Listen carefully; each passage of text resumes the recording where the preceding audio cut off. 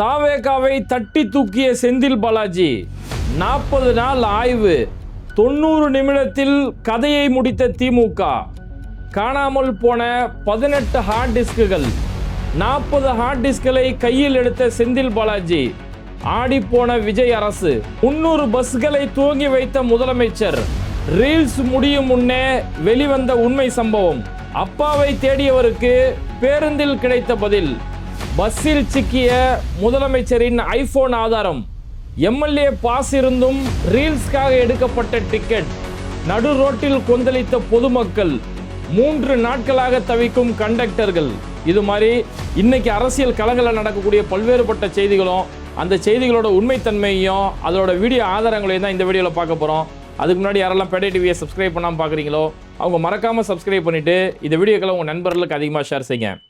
இன்னைக்கு அரசியல் வட்டாரத்தில் ஒரு தலைப்பு செய்தியாக மாறி இருக்கிறது முன்னாள் அமைச்சர் செந்தில் பாலாஜி. அவர் கொடுத்துருக்கக்கூடிய ஒரே ஒரு பேட்டி தான், ஒரு 1.5 மணி நேர பேட்டி. வெறும் 90 நிமிடங்கள் இருக்கக்கூடிய அந்த பேட்டி இங்கே 40 நாளாக போட்டு உருட்டிட்டு கிடந்தாங்க. நாங்கள் மின்சாரத்துறையில் வெள்ளை அறிக்கை வெளியிட போகிறோம் அப்படின்னு சொல்லி, அது மூலிமா திமுகவுடைய ஊழலை வெளியிட்டுருவோன்னு சொல்லி 40 நாளாக உட்காந்து ஆய்வு செஞ்சுட்டு இருந்தாங்க. இந்த ஒரு காமெடியில் பறவை மூலியமாக சொல்லுவாங்க, ஏண்டா இந்த கர்மத்தான் உட்காந்து ராத்திரி பூரா உட்காண்டியாக்கும் அப்படின்னு சொல்லி கேட்பாங்க. அந்த மாதிரி இவங்க 40 நாளாக எதெல்லாம் தேடிட்டு ஆய்வு பண்ணி எடுத்துகிட்டு வந்தாங்களோ அது அத்தனையோட கதையும் வெறும் 90 நிமிஷத்தில் மனுஷன் முடிச்சு காட்டியிருக்கிறாப்புல. நம்ம அதை பற்றி பார்க்குறதுக்கு முன்னாடி ஃபர்ஸ்ட் இந்த ரீல்ஸை பார்த்துருவோமே. இன்னைக்கு முதலமைச்சர் விஜய் ஒரு ரீல்ஸ் பண்ணியிருக்கிறாரு. அதாவது இவங்களுடைய அமைச்சர்கள் ஹாஸ்பிட்டலில் போய் ரீல்ஸ் போடுறது, அம்மா உணவகத்தில் போய் ரீல்ஸ் போடுறது, இது மாதிரியான ரீல்ஸ் காட்சிகள் செஞ்சுட்டு இருந்த நேரத்தில் நீங்களே ரீல்ஸ் போட்டால் நான்லாம் உங்களுக்கு முன்னாடி சினிமாவிலே நடித்தவன், நான்லாம் எப்பேற்பட்ட ரீல்ஸ் போடுவேன் அப்படிங்கிற மாதிரி நம்ம முதலமைச்சரை அவர் பங்குக்கு ஒரு ரீல்ஸ் போட ஆரம்பிச்சிருக்கிறாரு. அதாவது தமிழ்நாடு போக்குவரத்து துறைக்காக 300 பஸ்ஸுகள் புதிதாக துவங்கப்பட்டது. அந்த 300 பஸ்ஸுகளுடைய சேவையை முதலமைச்சர் விஜய் துவங்கி வைப்பார் அப்படின்னு ஒரு செய்தி வந்தது. உடனடியாக அவருடைய ரசிகர்கள், அவங்களுடைய விர்ச்சுவல் வாரியர்ஸ், இவங்க எல்லாருமே பாத்தியா ஆட்சிக்கு வந்த 40 நாளில் 300 பஸ் விட்டுருக்காரு அந்த மாநிலத்துக்கு, இவ்வளோ பாரி வருமா அப்படின்னு சொல்கிறாங்க. அவருமே அந்த பஸ்ஸில் போய் டிக்கெட் எடுக்கிறது, பஸ்ஸில் அவரே எடுத்து வீடியோ எடுக்கிறது எல்லாம் எடுத்துகிட்டு இருந்தார். ஆனால் அந்த தற்குறி பசங்களுக்கு யாருக்குமே தெரியாது இந்த 300 பஸ்ஸுமே திமுகவுடைய ஆட்சியில் வாங்கப்பட்ட பஸ். அதுக்காக டெண்டர், அதுக்காக ஒப்பந்தம், அதுக்காக எல்லா நிதி ஒதுக்கீடு செய்தது எல்லாமே திமுகவுடைய ஆட்சியில் செஞ்சது. நம்ம வரிசையாக வருவோமே. அப்போ அந்த பஸ்ஸில் போய் இன்றைக்கி பஸ்ஸு துவக்க விழா. ஃபஸ்ட்டு இந்த பஸ்ஸே எங்கேருந்து ஆரம்பிச்சது தெரியுமா? முதலமைச்சரோட பிறந்தநாள் அன்றைக்கி தான் இந்த பஸ்ஸை வெளியிடணும் அப்படின்னு சொல்லி இவங்க இது அது ஹோல்ட் பண்ணி வச்சுருந்தாங்க. அவருடைய பிறந்தநாள் இந்த ஜூன் 22ஆம் தேதி வந்ததா, அன்னையிலேருந்து 3 நாளாக அந்த கண்டக்டரை அங்கே சிக்கி தவிச்சிட்டு இருக்காங்க. ஆனால் இவங்க ரீல்ஸில் எதை திறமை வெளியிட்டு இருக்காங்க, ஐயோ எவ்வளோ எளிமையாக பஸ்ஸில் ட்ராவல் பண்ணாருப்பா, அதுவும் அந்த கண்டக்டர் தான் பக்கத்தில் உட்கார வச்சு கண்டக்டர் கூட பேச்சுவார்த்தை நடத்திட்டு வர்றாரு, ஐயோ அவர் கையிலேயே சோறு எடுத்து அவரே சாப்பிட்றாரு, ஐயோ கண்ணாடி எடுத்து அவர் கையிலே எடுத்து அவர் கண்ணில் அவரே போட்டுக்கிறாரு அப்படி சொல்லி பில்டப் கொடுத்த மாதிரி கண்டக்டர் பக்கத்தில் உட்கார வச்சு கண்டக்டர் எப்படி சாதாரணமாக நடந்துக்கிறாரு, அவரே காசு கொடுத்து டிக்கெட் வாங்குறாரு அப்படின்னு சொல்லி ஒரு பில்டப் கொடுத்துருந்தாங்க. ஆனால் இந்த பில்டப்புக்கு பின்னாடி உண்மைத்தன்மைன்னு ஒன்று இருக்குது. இவங்க இந்த பஸ்ஸு முதலமைச்சரோட பிறந்தநாளுக்காக பஸ் விடுறேன்னு சொன்னாங்களே, அதுவே 3 நாளாக ஹோல்ட் பண்ணி வச்சுருந்தாங்க. இவருடைய பிறந்தநாள் 22ஆம் தேதி, ஆனால் பஸ் இன்னைக்கு வெளியிட்டதோ இன்னைக்கு நேற்று தான் இந்த பஸ்ஸை விட்டுருக்குறாங்க. இந்த 3 நாளாக இந்த 300 பஸ்ஸுமே வர வைக்கப்பட்டிருக்குது. பொதுவாகவே ஒரு அரசு நிகழ்வு ஒன்று நடக்குதுங்களா, 300 பஸ் விடுறாங்கன்னா 300 பஸ்ஸையும் முதலமைச்சர் முன்னாடி கொண்டு தான் நிறுத்த மாட்டாங்க. சும்மா ஒரு ஃபார்மாலிட்டிக்கு ஒரு 10 பஸ்ஸை வச்சு முதலமைச்சர் கொடி அசைச்சு வச்சோ அல்லது அதில் பயணம் செஞ்சோ ஒரு 10 பஸ்ஸை சும்மா சாம்பிள் கொண்டு வருவாங்க. மீதி எந்தெந்த ஊருக்கெல்லாம் அந்த பஸ்ஸு தேவையோ அந்தந்த ஊரில் இருக்கும் அங்கே பயணத்தை ஆரம்பிச்சிருவாங்க. இதுதான் நடைமுறை இருக்கும். ஆனால் இவங்க என்ன செஞ்சாங்கன்னா, நமக்கு ஒரு பில்டப் காட்டணும், 300 பஸ் ஒரு இடத்துல நிற்கும் போது பார்க்கக்கூடிய மக்கள் அப்படி திணறி அப்படி வெறித்தனமா எல்லாம் அப்படி இருக்கணுங்கிறதுக்காக 300 பஸ்ஸையும் தலைமைச் செயலகத்துக்கிட்ட கொண்டு வந்திருக்கிறாங்க. எப்படி இத்தனை நாள் அரசியல் கூட்டங்கள் பார்த்தோம்னா திறந்த வழி அரசியல் கூட்டங்கள் நடத்துகிறதா இருந்தால் மாலை நேரங்களில் தான் நடத்துவாங்க. பகல் நேரங்களில் அரசியல் கூட்டம் நடக்கிறதா இருந்தால் பந்தல் அமைச்சு தான் அரசியல் கூட்டம் எல்லா அரசியல் கட்சியும் நடத்துவாங்க. ஆனால் இவங்க மட்டும் என்ன செய்வாங்க, இவங்களுக்கு சாயந்தரம் 6 மணிக்கு மேலே ஜோசியக்காரன் நேரம் தரல, அதனால பகலில் தான் நடத்தணும். ஆனால் பகல்லே நம்ம கூட்டத்தை காட்டணுங்கிறதுக்காக பகல்லே திறந்த வழி கூட்டங்கள், திறந்த வழி மாநாடுகள் இத்தனை நாள் நடத்துனாங்கல்ல, ஏன்னா என் பில்டப் என் மாஸ் தெரியணும் அப்படிங்கிறதுக்காக. அந்த மாதிரி இந்த பஸ்ஸையுமே அந்தந்த மாவட்டங்களில் அந்தந்த பஸ் அப்படியே ஓடிட்டு இருந்தால் பிரச்சனை இல்லை. ஆனால் 300 நம்ம முன்னாடி கொண்டு வரணும் அப்படிங்கிறதுக்காக 300 பஸ்ஸையும் கொண்டு வராங்க. ஒரு பஸ்ஸுடைய ஃபியூல் சார்ஜ், உதாரணத்துக்கு கன்னியாகுமரி வரைக்கும் பஸ்ஸு எல்லா ஏற்பாடு 300ல் கன்னியாகுமரி, தூத்துக்குடி, திருநெல்வேலி எல்லா பஸ்ஸும் இருக்குது. கன்னியாகுமரியிலேருந்து அந்த பஸ்ஸு இங்கே இங்கேருந்து திரும்ப கன்னியாகுமரியில் போய் தன்னோட பயணத்தை ஆரம்பிக்கணும்னா இது சும்மா வந்துட்டு போகக்கூடிய ஃபியூல் சார்ஜ் மட்டுமே ஒரு பஸ்ஸுக்கு 40,000 செலவு. இந்த 40,000 எதுக்கு? இவங்க பில்டப் கட்டுறதுக்காக ஒரு பஸ்ஸுக்கு 40,000 ரூபாய் செலவு. சரி, இந்த 40,000 ரூபாய் செலவு ஒரு பக்கமா, அந்த வந்த 300 பஸ்ஸுக்கான டிரைவர், கண்டக்டர் இருக்காங்கல்ல, 3 நாளா சிக்கி தவிக்கிறாங்க. இவருடைய பிறந்தநாள் 22ஆம் தேதி. ஆனா எங்களை 25ஆம் தேதி 26ஆம் தேதி வரைக்கும் இங்க ஹோல்ட் பண்ணி வச்சிருக்காங்க. எங்களுக்கு சோறு இல்ல, சரியான கழிப்பிட வசதி இல்ல, தங்குறதுக்கான எந்த ஏற்பாடும் இல்ல, பஸ்ஸுக்குள்ளேயே தங்கிக்கிறோம், இங்கேயே உட்காந்துக்கிறோம். அடிக்கிற வெயில், சென்னையில இப்ப என்ன வெயில் அடிக்குதுன்னு எல்லாருக்குமே தெரியும். அடிக்கிற வெயில்ல இந்த இடத்துல நாங்க இருக்கிறோம், மாத்து துணி கூட இல்லாம உட்காந்துட்டு இருக்கிறோம், கையில கிடக்கிற அட்டையை எடுத்து விசிறி மாதிரி நாங்க வீசிக்கிட்டு இருக்கிறோம் அப்படின்னு சொல்லி இங்க கண்டக்டர்கள் 3 நாளா, ஏன்னா இவங்களுக்கு ஜோசியக்காரன் ஒரு டைம் கொடுக்கணும் இல்லையா, இந்த 3 நாளா இங்க கண்டக்டர்களும் டிரைவர்களும் சிக்கி தவிச்ச இந்த செய்திகள் வெளியில யாருக்கும் வராது. ஆனா இவங்க வெளி உலகத்துக்கு காட்டக்கூடிய செய்தி என்னன்னா, ஐயோ கண்டக்டர் பக்கத்திலே உட்கார வச்சு டிராவல் பண்ணிட்டாரு வா அப்படின்னு சொல்லி இது பில்டப் அரசியல் மட்டும் செஞ்சுட்டு இருப்பாங்க. Okay, next. அதுக்கப்புறம் முதலமைச்சர் பார்த்தீங்கன்னா அவர் கை கையிலேயே காசை எடுத்து கொடுத்து அவர் கையிலேயே டிக்கெட் வாங்கிட்டாரு. எப்பேற்பட்ட எளிய முதலமைச்சர் அப்படின்னு சொல்லி ஒரு பில்டப் ஒன்று கொடுத்தாங்க. சரி, பில்டப் டிக்கெட் வாங்கினீங்க, ஓகே. ஃபர்ஸ்ட் நீங்க டிக்கெட்டே வாங்கிருக்க தேவையில்ல, வரனே டிக்கெட் வாங்கினீங்க, ஓகே. பின்னாடி இருக்கக்கூடிய உங்களுக்கு பின்னாடி அதிகாரிகள் வந்தாங்க. இத்தனை ஆண்டு காலமா இங்க முதலமைச்சர்களோ அமைச்சர்களோ டிராவல் பண்ணா மக்களோட மக்களாக தான் டிராவல் பண்ணாங்க. ஆனா நீங்க தான் என்னைக்குமே மக்களோட போக மாட்டீங்களே. ஒரு விமான பயணம் செஞ்சா கூட தனி விமான பயணம் தானே செய்வீங்க.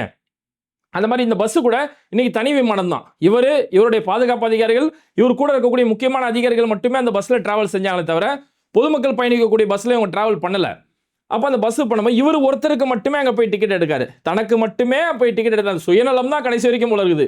தனக்கு மட்டுமே டிக்கெட் எடுத்து டிராவல் பண்ணாரு. அந்த டிக்கெட் கூட இவங்க எடுக்கணும்னு எந்த அவசியம் இல்லை. ஏன்னா அங்க ஒரு ரீல்ஸ் காட்சி நடக்குது.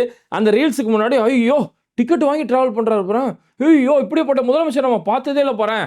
இந்த சீன்லாம் இதுக்கு முன்னாடி ஆந்திராவில் பவன் கல்யாண் செஞ்சுட்டாரு. அங்க பஸ் திறப்பு விழா நடக்கும்போது பவன் கல்யாண் ஆந்திராவில் தெருவா அங்க ரவுண்ட் அடிச்சுக்கிட்டு பவன் கல்யாண் அன்னைக்கு ஒரு ரீல்ஸ் காட்சி நடத்தினாரு. அந்த ரீல்ஸோட காப்பி பேச தான் இன்னைக்கு இங்க நடந்துகிட்டு இருக்குது. ஃபர்ஸ்ட் ஒரு முதலமைச்சர், ஒரு எம்எல்ஏ, இவங்க பஸ்ல டிக்கெட் எடுக்கணும்னு எந்த அவசியமும் இல்லை. ஒரு எம்எல்ஏவா வெற்றி அடைஞ்ச ஒருத்தவங்களுக்கு அங்க அவங்களுக்கு எம்எல்ஏ பாஸ்னு ஒன்று கொடுக்கப்பட்டுரும். அவங்க தமிழ்நாடு முழுக்க இங்க இருக்கக்கூடிய சாதாரண பஸ்ல இருந்து குளிர்சாதன பஸ், ஏசி பஸ் வரைக்கும் அவங்க அந்த பஸ் அந்த எம்எல்ஏ பாஸை வச்சு அவங்க டிராவல் பண்ணிக்கலாம். அவங்க எம்எல்ஏ டிக்கெட் எடுக்கணும் எந்த அவசியமும் இல்லை.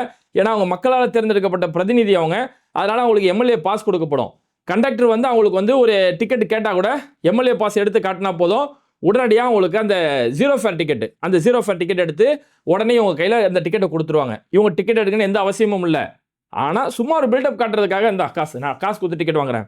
அதுவும் ஒரு ஏறின பஸ் என்ன 29C பெரம்பூருக்கு போகிற பஸ்ஸு, பெரம்பூர் தான் என் தொகுதி அப்படின்னு காட்டுறதுக்காக இதெல்லாம் வச்சு அந்த ரீல்ஸ், அந்த சென்டிமெண்ட் காட்சிகள், ஒரு பக்கம் மாசு ஒரு பக்கம் பிளாஸ்ட்டு, இதெல்லாம் காட்டுற மாதிரி இதெல்லாம் நடத்தி முடிச்சாங்க. இதில் ஒரு கொடுமை என்ன தெரியுமா, இங்கே முதலமைச்சர் அவரு போய் ரீல்ஸ் எடுத்தார், மற்றவங்களும் அவங்கவுங்களே எடுத்தாங்க. இங்கே முதலமைச்சர் அவரே போய் ரீல்ஸ் பஸ் உள்ளே போந்து அங்கே டிரைவரு, கண்டக்டரு, டிராவல் அவங்க கூட வந்த அதிகாரிகள் எல்லாருமே ரீல்ஸ் எடுத்தார். அந்த ரீல்ஸில் ஒரு ஆதாரம் சிக்கிக்குச்சு. என்னன்னா அவர் எடுத்தார் இல்லையா, ரீல்ஸ் எடுத்தார் இல்லையா, அந்த மொபைல் பார்த்தோம்னா iPhone 17, அது ஒரு பேக் கேஸோட இருக்குது. ஒரு ரவுண்டு ஒயிட் கலர் ரவுண்டு போட்டு ஒரு பேக் கேஸோட இருக்குது. இந்த ஐஃபோன் தான் த்ரிஷா சமீபத்தில் விஜயும் த்ரிஷாவும் கேக் வெட்டினாங்க இல்லையா, அந்த கேக் வெட்டும்போது அந்த டேபிள்லையுமே இந்த ஃபோன் தான் இருக்குது. ஏன்னா இங்கே நிறைய விஜய் ரசிகர்கள் என்ன செஞ்சாங்கன்னா, இது ஒரு ஏஐ காட்சி, த்ரிஷா கூடலாம் எங்கள் அண்ணா கேக்லாம் வெட்டவே இல்லை, வந்த கேக்கே திருப்பி தானே அனுப்புனாரு, இது ஒரு ஏஐ ஃபோட்டோ அப்படின்னு சொல்லி ஒரு பில்டப் கொடுத்துருந்தாங்க. ஆனால் அந்த த்ரிஷா கூட கேக் வெட்டின அன்னைக்கு அந்த டேபிளில் ஒரு மொபைல் இருந்தது, ஒரு பேக் கேஸில் ஒயிட் கலர் ரவுண்டு போட்ட பேக் கேஸ் iPhone 17 இருந்தது. இன்னைக்கு முதலமைச்சர் விஜய் அவர்கள் அந்த வீடியோ காட்சி எடுக்கிறாரு. அந்த வீடியோ காட்சி எடுக்கும் போது அதே சேம் மொபைல், அந்த ரவுண்ட் இருக்கக்கூடிய ஒரு பேக் கேஸ் iPhone 17. அப்போ அது ஏஐ காட்சிலாம் இல்லை, உங்க கூட ரசிகர்கள் கூட பிறந்தநாள் கொண்டாடலே தவிர, சட்டமன்றத்தில் ஒரு தலைமைச் செயலாளர் ஒரு பிறந்தநாள் கொண்டாடலே தவிர, அமோனியாவால் பாதிக்கப்பட்டு உயிரிழந்த மக்களை பார்க்க போலே தவிர, பாலியல் வன்கொடுமையால் பாதிக்கப்பட்ட பெண்களை போய் பார்க்க சந்திக்க போலே தவிர, இங்க த்ரிஷா கூட ஒரு கேக் வெட்டினாரு அப்படிங்கிறது இது மூலமா ஊர்ஜிதமா இருக்கு. சரி, இதையும் தாண்டி முக்கியமான மெயின் பாயிண்ட் என்ன அப்படின்னா, இங்க அந்த பஸ் அண்ணா ஆட்சிக்கு வந்த 40 நாள்ல 300 பஸ் விட்டாரியா, வாட் அ மேன், நம்ம இந்தியா, நம்ம தமிழ்நாடு சிங்கப்பூரா மாறிடுச்சியா அப்படின்னு நீங்க பில்டப் கொடுக்குறாங்களே. இந்த 300 பஸ் நீங்க சொல்றீங்களா, இந்த சிங்கப்பூரை உருவாக்குனது நீங்க அப்பா எங்கன்னு தெரியுங்களே, அந்த அப்பா உருவாக்குன பஸ் இதெல்லாமே. அந்த அப்பா உருவாக்கி அவர் எல்லா செயல் திட்டமும் போட்டது அந்த பஸ்ஸில் ஏறி டிராவல் தான் நீங்கள் பண்ணுறீங்க. அப்பாவை காண நீங்களே இந்த பஸ்ஸில் போய் தேடுங்க, நீங்கள் அவங்களுக்கு அப்பா கிடச்சிருப்பாரு. ஏன்னா திமுகவுடைய ஆட்சியில் 2025 ஏப்ரல் 30 தமிழ்நாடுக்கு இன்னொரு பஸ்ஸுகள் தேவைப்படுது, பல பஸ்கள் பல மாவட்டங்களுக்கு தேவைப்படுது அப்படிங்கிறதுக்காக ஒரு டெண்டர் அறிவிப்பு ஒன்று கொடுக்குறாங்க. IRT மூலிமா, இன்ஸ்டிடியூட் ஆஃப் ரோட் டிரான்ஸ்போர்ட் மூலிமா 2134 பஸ் தேவை அப்படின்னு சொல்லி ஒரு ஓப்பன் டெண்டர் ஒன்று விடுறாங்க. அந்த டெண்டரில் 2025 அக்டோபர் 16ஆம் தேதி டெண்டர் விட்டது, ஏப்ரல் 30ஆம் தேதி டெண்டர் முடிவடைந்தது அக்டோபர் மாதம். அப்போ ஒரு டெண்டருக்குன்னு குறைந்தபட்ச கால அவகாசம் என்பது 6 மாதம் தேவைப்படும். இது மாதிரியான பஸ் மாதிரியான இந்த ஒரு டெண்டராக இருந்தாலும் குறைஞ்ச பஸ் 6 மாதம் தேவைப்படும். அப்போ இது மூலிமா தெரிய வருது என்னன்னா, அடுத்த 6 மாதத்துக்கு இங்கே தாவேக்கா எதெல்லாம் செய்கிறாங்களோ இதெல்லாம் திமுக செஞ்ச வேலை, திமுக போட்ட அடித்தளம், திமுக செஞ்ச செயல் திட்டம், திமுகவுடைய உழைப்பு அப்படிங்கிறது இவங்க யாரும் மறந்துடக்கூடாது. ஓகே, அக்டோபர் 16ஆம் தேதி இந்த டெண்டரை யார் எடுக்கிறாங்கன்னா, அசோக் லைலாண்ட் இந்த டெண்டரை கன்ஃபார்ம் பண்ணுறாங்க. 1937 பஸ்ஸை அந்த டெண்டர் மூலிமா ஒப்பந்தம் செய்யப்பட்டு ஒர்க் ஆர்டர் அவங்களுக்கு கொடுக்கப்பட்டிருது. இந்த 1937 பஸ்ஸில் 1701 bus BS4 low floor bus, அந்த பஸ்ஸை வெளியிடுறாங்க. அந்த லோ ஃப்ளோர் பஸ்ஸில் தான் இன்றைக்கி 300 பஸ்ஸை நம்ம ஆள் திறந்து வச்சிருக்கிறாப்புல. அதுக்கடுத்து 236 பஸ்ஸு செமி ஃப்ளோர் பஸ்ஸு. இப்படி ஒட்டு மொத்தத்தில் 1937 பஸ்ஸு திமுகவுடைய ஆட்சியில் டெண்டர் விடப்பட்டு, திமுகவுடைய ஆட்சியில் ஒப்பந்தம் போடப்பட்டு, இதுக்காக திமுக அன்னைக்கு 669 கோடி ரூபாய் நிதி ஒதுக்கீடு செஞ்சு இதுக்கான எல்லா செயல் திட்டமும் செஞ்சது திமுக. அது இன்னைக்கு நீங்கள் முதலமைச்சர் சீட்டில் உட்கார்ந்து இருக்கிறதால உங்கள் கையால் துவங்கி வைக்கிறீங்களே தவிர, இதுக்கும் அந்த சேவையோட உழைப்புக்கும் உங்களுக்கும் துளி அளவுக்கு இதுக்கு சம்பந்தமும் இல்லை அப்படிங்கிறத இனியாவது உங்களோட ரசிக கண்மணிகள் இதை புரிஞ்சுக்கணும். சரி, பஸ்ஸிலே இப்போ ஏற்பட்ட பில்டப் காட்டினவங்க வெள்ளை அறிக்கையில் பில்டப் விடாமலாம் இருப்பாங்க. இதுக்கு முன்னாடி நிதித்துறை சார்பில் வந்து ஒரு வெள்ளை அறிக்கை, அது வெத்துப்போன அறிக்கை அப்படின்னு சொல்லி தெரிய வந்தது. இப்போ மின்வாரியம் சார்பில் இருந்து மின்துறை அமைச்சர் CTR நிர்மல்குமார் ஒரு வெள்ளை அறிக்கை ஒன்று வெளியிட்டிருக்காரு. மின்துறையில் பெரிய அளவுள்ள நஷ்டத்தை ஏற்படுத்தி போயிட்டாங்க. திமுகவுடைய ஆட்சியில் 2,47,130 கோடி ரூபா, 2,47,000 கோடி ரூபா அளவுக்கு இங்கே கடன் வச்சுட்டு போயிருக்கிறாங்க அப்படின்னு சொல்லி இங்கே வந்து பெரிய அளவில் வருவாய் பற்றாக்குறை ஏற்படுத்தினாங்க. நிதி வெள்ளை அறிக்கை இருக்கு இல்லையா, அதில் என்ன ஸ்ட்ராட்டஜி ஃபாலோ பண்ணாங்களோ அதே பேட்டர்னில் இங்கே வந்து கடன் வந்துருச்சு, வருவாய் பற்றாக்குறை ஏற்பட்டுருச்சு, வேலைக்கு பணியாட்களை வந்து சரியான முறையில் எடுக்கலை, காலி பணியிடங்கள் இருக்குது, அப்படி இப்படி மின் உற்பத்தி சரியாகவே செய்யலை. இப்போ ஏற்பட்ட குற்றச்சாட்டுகளை வச்சு ஒரு வெள்ளை அறிக்கை, ஒரு வெத்த அறிக்கை ஒன்று வெளியிட்டிருந்தாங்க. இந்த வெள்ளை அறிக்கையை வெளியிடுறதுக்கு உங்களுக்கு 40 நாள் தேவைப்படுது. இதை வெளியிடுறதுக்கு உங்களுக்கு 40 நாள் தேவைப்படுது. ஆனால் வெள்ளை அறிக்கை வெளியிட்ட அடுத்த நிமிஷமே முன்னாள் மின்சாரத்துறை அமைச்சர் செந்தில் பாலாஜி களத்தில் இறங்கி இன்னைக்கு அண்ணா அறிவாலயத்தில் அவர் கொடுத்த ஒரு ப்ரெஸ் மீட் வெறும் ஒரு 90 நிமிஷம் தான். மனுஷன் டேட்டாவை பின்னி எடுக்கிறாப்புல. அதாவது முதலமைச்சர் விஜய் வந்து ப்ரெஸ் மீட்னா என்னன்னு இப்பயாச்சும் பார்த்து கற்றுக்கிறணும். இங்கே திமுகவில் பாருங்களேன், முன்னாள் அமைச்சர் சிவசங்கரன் ப்ரெஸ் மீட் கொடுத்து அவ்வளோ கிளியர் அண்ட் கட்டாக இருக்குது. முன்னாள் நிதித்துறை அமைச்சர் தங்கம் தென்னரசு அவர் ஒரு ப்ரெஸ் மீட் பண்ணால் அவ்வளோ சூப்பராக இருக்குது. PTR தியாகராஜன் அவருடைய ப்ரெஸ் மீட் அவ்வளோ வேல்யூவாக இருக்குது. அந்த மாதிரி இன்னைக்கு செந்தில் பாலாஜி இங்கே ஒரு ப்ரெஸ் மீட் கொடுக்குறாரு. எவ்வளோ டேட்டாஸ், எவ்வளோ விவரங்கள் சாமானிய மக்களுக்கும் புரியக்கூடிய அளவுக்கு அவ்வளோ டீட்டெயில்ஸ் அதில் அடிக்கிறாரு. இவங்க 40 நாள் என்னெல்லாம் தயார் செஞ்சாங்களோ மனுஷன் வெறும் 1.5 மணி நேரம் 90 நிமிஷத்தில் அதை அத்தனையும் அடித்து காலி பண்ணிட்டாரு. அவங்க சொன்னாங்க இல்லையா, 2,47,130 கோடி ரூபா கடன் இருக்குன்னு சொன்னாங்க இல்லையா. இந்த கடன் வெறும் கடன் சொன்னாங்களே தவிர, இதுக்கு முந்தைய ஆட்சியில் அதிமுக ஆட்சி வரைக்கும் அங்கே எவ்வளோ கடன் இருந்தது அப்படிங்கிறத மறைச்சிடறாங்க. இவங்களுக்கு எது சாதகமோ அதை மட்டும் வெளியிட்டுட்டு, இவங்க எது சொன்னால் மக்களுக்கு புரிஞ்சிடுமோ அதை வெளியிடவே இல்லை. அதனால தான் அதுக்கு பேர் வெத்தறிக்கை. அதிமுக இங்கே ஆட்சி பொறுப்பு 2021 ஆட்சி பொறுப்பு அதிமுக விட்டுட்டு போகும்போது 1,59,731 கோடி 1,59,731 கோடி தமிழ்நாட்டுக்கு மின்சாரத்துறையில் இங்கே கடன் இருக்குது. அந்த கடனுக்கு ஒவ்வொரு வருஷமும் 15,000 கோடி நம்ம இங்கே வட்டி கட்டிக்கிட்டு இருக்கிறோம். அப்போ ஒரு வருஷத்துக்கு 15,000 கோடினா திமுக இந்த 5 ஆண்டு காலத்தில் 75,000 கோடி இங்கே வட்டி மட்டுமே கட்டியிருக்கு. அப்போ அதிமுக ஆட்சி விட்டுட்டு போகும்போது 1,59,000 கோடி, இன்னைக்கு அந்த கடன் 2,47,000 கோடினா இதுக்கு வட்டி மட்டுமே இங்கே 75,000 கோடி கட்டியிருக்கு. அதை யார் சொல்றது? அது மட்டும் இல்லாமல் இங்கே கொள்முதல் செய்யப்பட்டிருக்கு இல்லையா, அதாவது மின் தேவை நமக்கு நாளுக்கு நாள் தேவைப்படுது. இன்னைக்கு புது டெக்னாலஜியில் எலக்ட்ரானிக்ஸ் மக்கள் பயன்படுத்துறதால இங்கே மின் தேவை அதிகமாக தேவைப்படுது. அப்போ மின் உற்பத்திக்கான ஏற்பாடையும் இங்கே திமுக செஞ்சு வச்சிருக்கிறாங்க. மின் உற்பத்தி நம்ம சொந்தமாக செய்யணும் அப்படிங்கிறதுக்கான ஏற்பாடு. அப்போ அதுக்கான பொருளுடைய கொள்முதல் செலவு ஒன்று இருக்குது. இங்கே மின் தேவை அதிகமாக இருக்கிறதால மின் தேவையை வாங்குறதுக்காக பல வெளி மாநிலங்கள் இருந்தோம், பல தனியார்கள்ட்ட இருந்தோம். அந்த மின் உற்பத்தி மின் கொள்முதல் செய்யும் போது அதுக்காகக்கூடிய செலவு இருக்குது, டிரான்ஸ்போர்ட்டுக்கு அமௌண்ட் இருக்குது. இது எல்லாமே சேர்த்து இவ்வளோ செலவினங்கள் இருக்குது. இந்த செலவுகளை பற்றி அந்த வெள்ளை அறிக்கையில் வெத்த அறிக்கையில் இந்த செலவுகளை பற்றி குறிப்பிடப்படலை. இவ்வளவும் செஞ்சதால தான் இந்த 5 வருஷமாக நமக்கு மின் தடையே இல்லாமல் இருந்தோம். ஆனால் இன்னைக்கு எப்போ இவங்க ஆட்சி பொறுப்புக்கு வந்தாங்களோ வெறும் மின்வெட்டு, அவர் மின்துறை அமைச்சரா இல்லை மின்வெட்டுத்துறை அமைச்சரான்னு கேட்கக்கூடிய அளவுக்கு வெறும் மின்வெட்டு நம்ம கேட்டுக்கிட்டு இருக்கிறோம். ஓகே, அதே மாதிரி இங்கே வருவாய் பற்றாக்குறை ஏற்படுத்திட்டாங்க, லாஸ் ஏற்படுத்திட்டாங்க அப்படிங்கிற மாதிரி கிட்டத்தட்ட 34,447 கோடி, 34,000 கோடி இங்க பற்றாக்குறை ஏற்படுத்திட்டு போயிட்டாங்கன்னு சொல்லி இந்த பற்றாக்குறையோட டீடைல் சொல்றாங்களே தவிர, இதுக்கு முன்னாடி இந்த பற்றாக்குறை எவ்வளவு இருந்துச்சு, திமுக அதை எவ்வளவு குறைச்சிட்டு போயிருக்காங்க, இந்த விவரத்தை சொல்ல மாட்டாங்க. எவ்வளவு நேக்கா அந்த நரேட்டிவ் கிரியேட் பண்றாங்க பாருங்க. அதை அவர் சொல்லும் போது எப்படி சொல்றாருன்னா, செலவு வந்து 5,32,000 கோடி 5 செலவாயிருக்குதான். ஆனா வரவு 4,97,000 கோடி தான் இங்க வரவு வந்திருக்குதான். ஒட்டுமொத்தத்துல 34,000 கோடி பற்றாக்குறை ஏற்படுத்தியிருக்கு அப்படி சொல்றாங்க. ஆனா இந்த பற்றாக்குறை இதுக்கு முன்னாடி அதிமுகவுடைய ஆட்சி காலத்துல, அதிமுக இங்க ஆட்சி பொறுப்பு விட்டுட்டு போகும்போது 2016 இருந்து 2021 வரைக்கும் ஆட்சி பொறுப்பு விட்டு போகும்போது 58,534 கோடி ரூபா, 58,534 கோடி ரூபா வருவாய் பற்றாக்குறை இருந்தது.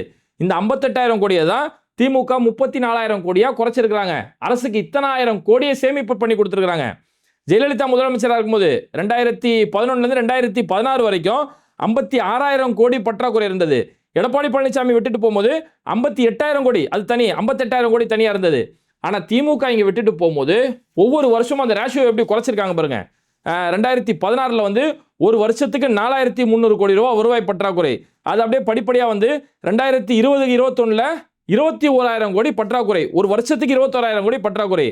திமுக ஆட்சி பொறுப்பு கேட்ட போது முதல் வருஷம் 11,000 கோடி பற்றாக்குறை, ரெண்டாவது வருஷம் 9,000 பற்றாக்குறை, அதுக்கடுத்து 7,500 பற்றாக்குறை, அப்படியே படிப்படியா குறைக்கிறாங்க பாருங்க. அடுத்து 2023 2024 4,000 கோடி பற்றாக்குறை, 2025 1,900 கோடி பற்றாக்குறை. இப்போ அவங்க கடைசி ஆட்சியை விட்டுட்டு போகக்கூடிய இந்த வருஷம் வெறும் 9,000 கோடி ரூபாய் பற்றாக்குறை.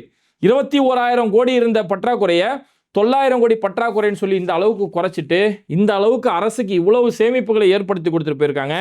இது எதையுமே இந்த விஷயத்துல குறிப்பிடல. 5 வருஷமா இங்க மக்கள் மின் பிரச்சனையை சந்திக்கல, இது எதையுமே குறிப்பிடல. ஆனா இவங்க ஆட்சி பொறுப்புக்கு வந்தோன்னே நேற்று நாங்க 401 பேருக்கு வந்து ஒர்க் ஆர்டர் கொடுத்துட்டோம், பணியாணை கொடுத்துட்டோம் அப்படின்னு சொல்லி சொல்றாங்க. 401 பேருக்கு ஆட்சிக்கு வந்த உடனே எக்ஸாம் நடத்தி உடனே கொடுத்துறீங்களா? டிஎன்பிஎஸ்சியில் எக்ஸாம் நடத்தினது, அந்த எக்ஸாமுக்கான ரிசல்ட் அறிவிச்சது, இதெல்லாம் 40 நாளில் நடந்த கதையா? இது எல்லாமே திமுகவுடைய ஆட்சியில் நடந்தது. திமுக ஆட்சியில் எக்ஸாம் நடத்தி அதுக்கான அறிவிப்பு கொடுத்து அந்த ரிசல்ட் கொடுத்து அது எல்லாமே ரெடியா இருக்கும்போது இன்னைக்கு நீங்க முதலமைச்சராக இருக்கிறதால உங்க கையால உங்களுக்கு பணியாணை ஒர்க் ஆர்டர் கொடுக்குறீங்க, அவ்வளவுதான். இதை பத்தி செந்தில் பாலாஜி ரொம்ப அழகா சொன்னாரு. நாங்க நிதித்துறை கிட்ட வந்து ஒரு முறை ஒரு கேங்மேன் இருக்காங்க, கேங்மேன் வந்து ஒரு 5,000 பேர் எங்களுக்கு வேலை வேணும் அப்படின்னு சொல்லி முன்னாள் முதலமைச்சர் மு க ஸ்டாலின் சொல்லும் போது அவங்க இந்த 5,000 பேருக்கு வேலை கொடுக்கணும் அப்படின்னும் போது அந்த 5,000 பேருக்கு உடனடியாக அங்கே வேலை கொடுக்கப்பட்டது. அதுக்காக அந்த செலவு எவ்வளோ ஆகும்னு சொல்லி அன்னைக்கு நிதித்துறை கிட்ட சமர்ப்பிக்கப்பட்டது. அந்த வேலையுமே இங்கே சேர்க்கப்படுது. அதே மாதிரி அதுக்கடுத்து இன்னொரு 15,000 பேர் வேலைக்கு சேர்க்கலாம், காலி பணியிடங்கள் இருக்கு சொல்றாங்க இல்லையா, அடுத்து ஒரு 15,000 பேர் சேர்க்கப்படணும் அப்படிங்கிறதுக்காக நிதித்துறை கூட்ட அந்த கொட்டேஷன் கொடுக்கப்பட்டு அதுக்கான எல்லா ப்ராசஸுமே முடிஞ்சு எல்லாமே ரெடியாக திமுக இங்கே விட்டுட்டு போனாங்க. அதுக்காக எக்ஸாம் நடத்தி ரிசல்ட் நடத்தி அந்த ஒவ்வொரு டெக்னீஷியன்ஸையுமே எல்லாருமே தேர்ந்தெடுத்து டிப்ளமா படித்தவங்க, ஐஐடி படித்தவங்க, ஒவ்வொரு துறைக்கு யார் தேவைன்னு சொல்லி இப்படி 15,000 பேர் தேர்ந்தெடுத்து அந்த 15,000 பேருக்கு இன்னைக்கு நீங்கள் ஆட்சியில் இருக்கிறதால உங்கள் கையால் நீங்கள் பணி நியமனம் செய்கிறீங்களே தவிர இது நீங்கள் ஏற்பாடு செஞ்சது கிடையாது. அதான் செந்தில் பாலாஜி ஒரு ஐடியா சொன்னார். 65,000 காலி பணியிடங்கள் இருக்குன்றீங்களே, அப்போ நீங்கள் என்ன செய்யணும், அந்த 65,000 ஃபில் பண்ண வேண்டியதுனே, ஏன் கரெக்டாக 15,000 மட்டும் ஃபில் பண்ணுறீங்க? ஏன்னா அந்த 15,000 நாங்கள் செலக்ட் பண்ணி வச்சுட்டு போனது, நாங்கள் ஏற்பாடு செஞ்சு வச்சு போனது, அதனால தான் அதை உங்களால் கொடுக்க முடிஞ்சது தவிர மீதி 65,000 உங்களால் கொடுக்க முடியாது அப்படின்னு சொல்லி அவ்வளோ அழகாக சொன்னார். அதே மாதிரி இந்த ஹார்ட் டிஸ்க் திருடப்பட்டிருக்கு, இந்த ஊழல் குற்றச்சாட்டு சொல்கிறது இவங்களை அடிச்சுக்கிறதுக்கு ஆளே கிடையாது. விஞ்ஞான ஊழல் நடந்துருச்சான், சரி ஊழல் நடந்துச்சுன்னா பிடிச்சி கொடுக்க வேண்டியதுனே, பிடிச்சி ஜெயிலில் பிடிச்சி தூக்கு தண்டனை கொடுக்க வேண்டியதுனே, உடனடியாக உங்கள் கையில் தானே சிபிசிஐடி எல்லாம் இருக்கிறாங்களே, விசாரணை நடத்துங்க, தேவைப்பட்ட உங்கள் ஜெயிட்ட சொல்லி சிபிஐ விசாரணை நடத்துங்க. ஆனால் எதுவுமே செய்ய முடியாது. சும்மா ஒரு ப்ரெஸ் மீட்டில் சொல்ல வேண்டியது, அது நாளைக்கு 2 ரீல்ஸாக மாறும், அவ்வளோதான் எங்களால் செய்ய முடியும். ஏன்னா கடந்த சில வாரங்களாகவே மின் வாரியத்தில் 18 ஹார்ட் டிஸ்களை காணோம், இங்கே பெரிய அளவு ஊழல் நடந்திருக்கு, அது எங்கேருந்து விஜய் அண்ணா வந்து கண்டுபிடிச்சிருவாங்கிறதுக்காக 18 ஹார்ட் டிஸ்களை திருடிட்டு போயிட்டாங்க அப்படின்னாங்க. ஆனால் சமீபத்தில் வந்த செய்தி 40 ஹார்ட் டிஸ்க்கு கிடைச்சதுன்றாங்க. அதான் செந்தில் பாலாஜி ஒரு பாயிண்ட்டை பிடிச்சாரு. 18 காணாம போச்சுன்றீங்க, எப்படி உங்களுக்கு 40 கிடைச்சது? அப்போ அந்த 40ங்கிறது எல்லா 40மே மின்வாரியம் தானா, இல்லை வெவ்வேறு துறைகளில் இருக்குதா? அப்போ அந்த 40 கண்டுபிடிச்சிங்களே, அதுலேருந்து என்னென்ன திருட்டை கண்டுபிடிச்சிங்க, என்னென்ன ஊழலை கண்டுபிடிச்சிங்க? தயவு செஞ்சு பத்திரிகையாளர் இந்த மாதிரி கேள்விலாம் அவங்களை கேளுங்கப்பா அப்படின்னு சொல்லி பத்திரிகையாளர்களுக்கு கண்டென்ட் எடுத்து கொடுக்குறாரு. அதுக்கப்புறமா திமுக சில மின் திட்டங்கள் சரியாகவே செய்யலை, எந்த ஒரு புதிய ஒப்பந்தங்கள் எதுவுமே செய்யப்படலை, புதிய திட்டமிடல் எதுவுமே செய்யலை அப்படின்னு சொல்லி ஒரு குற்றச்சாட்டை சிடிஆர் நிர்மல்குமார் சொன்னார். அது அத்தனைக்கும் அவ்வளோ டேட்டாவோட செந்தில் பாலாஜி பதில் சொன்னார். திமுகவுடைய ஆட்சியில் நமக்கு எவ்வளோ மின் தேவை ஏற்படுதோ, மின் தேவை ஏற்படுதோ அதை சொந்தமாக நம்மளே உற்பத்தி செய்கிறதுக்கான எல்லா ஏற்பாடுமே திமுக இங்கே செஞ்சு வச்சுட்டு போயிட்டோம்.